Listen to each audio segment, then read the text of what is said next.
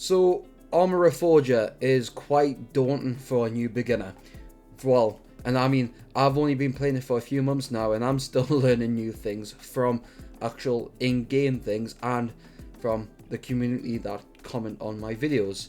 But these are some tips and tricks that I have discovered from my time playing Arma Reforger, which I do wish I knew when I started the game. So hopefully this video will help you all. If you're beginners, maybe even veterans, and you still don't know about this stuff, hopefully whatever tips you find in this video, hopefully they'll help you out and give you a little bit more of a fighting chance in Arma Reforger. So let's start with tip number 1.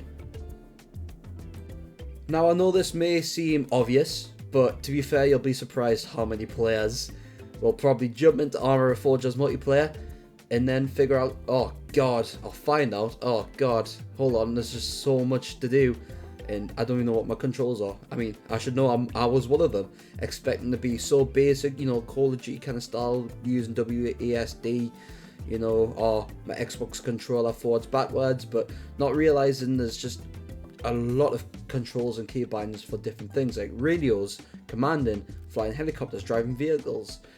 So one of the main things I'll definitely recommend before even jumping into multiplayer is just getting familiar with your controls, you know, so going over the settings, and then you can even play around, you can edit them to your more play style if you've got different changes, or even on PC if you want to change your key bindings. But yeah, definitely number 1 tip is to really look at your controls, get familiar with them before jumping on the multiplayer. So basically when you spawn into your main bases, some places actually have these structures here which allow you to modify your inventory by, you know, taking more grenades, getting more ammo, changing what primary weapon, secondary weapon you have, and basically and whatnot, and just mess around with your inventory. Now just be in mind, these do take up your base supplies when you do add stuff to your inventory, so just keep that in mind basically, because like I say, if you end up taking a lot of gear, you can actually end up using quite a bit of your base supplies, which then might annoy your fellow teammates because they might be trying to use them for like other things like building structures. But one thing I noticed is that I used to like to try and take my time with my inventory by making it neat and, you know, just kind of making everything kind of stand out a little bit better for me when playing Arma.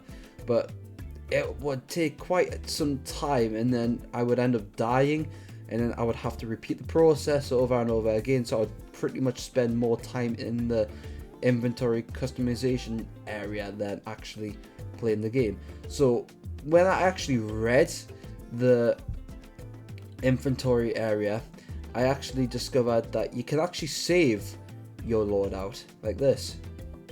So what that does is that when you die, you can actually respawn with that gear, but just be careful because when you do respawn with the customized gear, again, it does take up supplies. So just keep that in mind, you know, when you're spawning in with your customized loadout. Maybe sometimes it might just be a little bit better to spawn in with your default. So radio backpacks are actually quite an important tool to Arma Reforger. So basically what you want to do is equip them in the inventory section, and these particular radios actually allow you to deploy them on the ground and actually use them as like a deployment point for your squad. Only people in your squad can actually use this. So what you want to do is drop it on the floor, and then you have a little option to deploy the radio. And what this does is it sets pretty much up a deployment zone for your squad. You only have 100 supplies with the new update. You only have 100 supplies in this, so it is limited now, I believe, to how many times you can actually spawn on these particular radios. But like I say, so instead of spawning right at the main base after you die, you can quickly deploy this and then spawn back where you left your radio. So let's quickly do that now. So as you can see, it says here deployed radio, and it does take up supplies when you do deploy it. So these are just our main bases, but if you are basically assaulting a position and put one of these down, you can pretty much respawn at your deployed radio. And if you end up wanting to actually change its location, if it got, you know, like found by the enemy, all you have to do is go back up to the radio and then literally just dismantle it and then equip it, and then you can move on to your next position.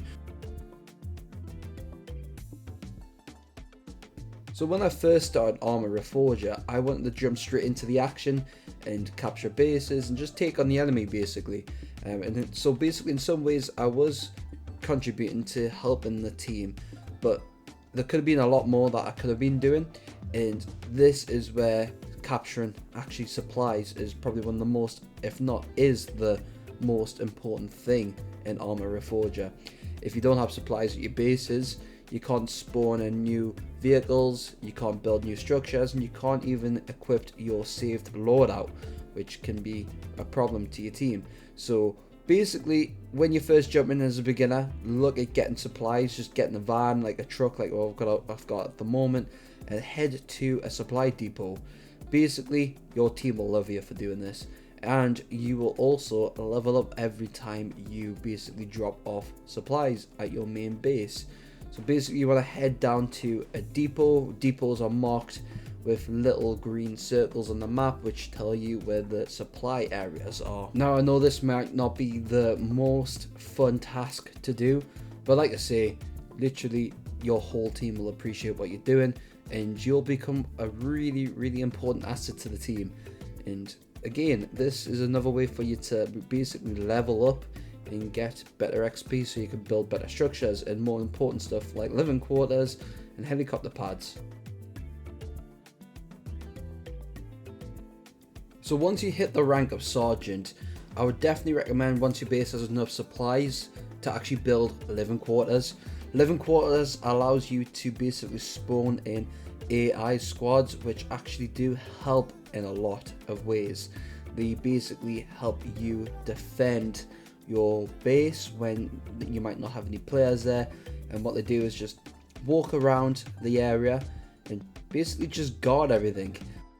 Another cool thing about the AI squad is you can actually also command them.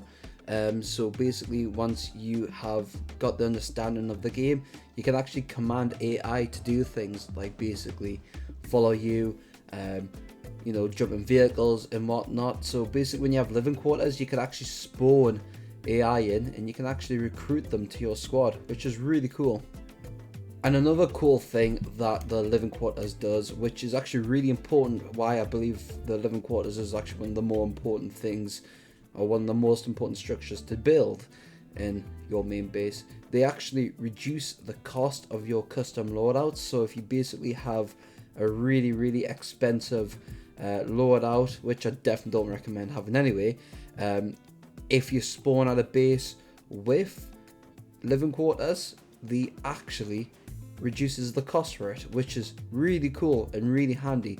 So definitely look at building living quarters when you do hit the rank of Sergeant, because it comes very handy for your team and actually maintaining the control of your particular base you're at.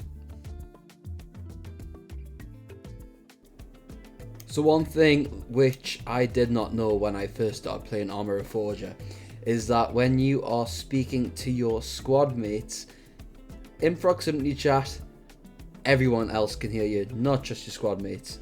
So if you're busy assaulting a position or doing something stealthily, then I would definitely recommend maybe not talking in proximity chat until whatever you're doing is over, because this can result in if your assault is successful or if it's botched. So yeah, so just keep that in mind when you are assaulting an enemy fortification or position.